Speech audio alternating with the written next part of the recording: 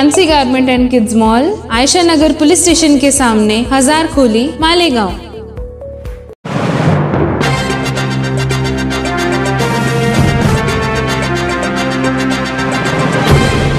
देखते रहिए the prime news Abdul Rahman के साथ।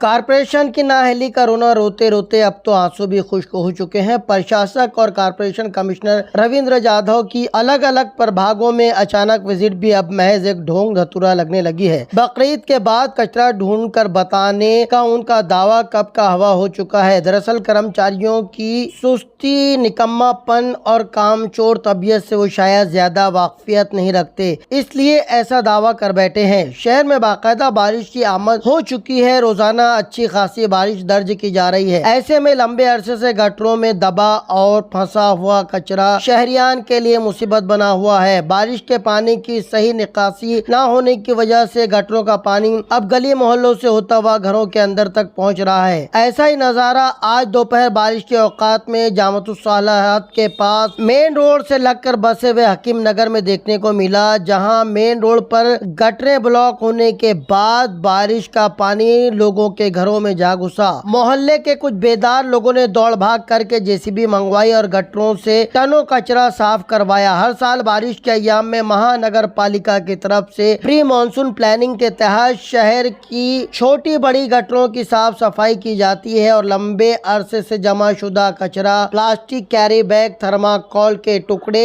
और ना गलने और पिघलने वाली नॉन डिस्पोजेबल चीजों को बाहर निकाला जाता है। मगर पिछले कुछ अरसे से मालेगांव कारपोरेशन लापरवाही बरतने लगी है। साफ सफाई कर्मचारी सुबह 10 बजे से ही अपने अपने घरों को लौटने लगते हैं। ठेकेदारों और सुपरवाइजर से साठ गांठ करके बोगस हाजिरी लगाई जाती है, जिसका नतीजा यह है कि गटरों में जा बजा कचरा अटका हुआ है। आज भी यही हुआ। महवी वकील के घर के बिल्कुल सामने की बड़ी गटर ब्लॉक हो जाने की वजह से गटरों का गंदा पानी हकीम नगर की गलियों से होता हुआ घरों में जा घुसा। इस इलाके में सामाजिक कामों में सरगर्म रहने वाली नसीम बानो ने कारपोरेशन की गैरत को जगाते हुए जेसीबी मशीन मंगवाई। तब जाकर कारपोरेशन के जरिए मंगाई गई जेसीबी मशीन से कचरा निकालकर लोगों को कुछ हद तक राहत दी गई।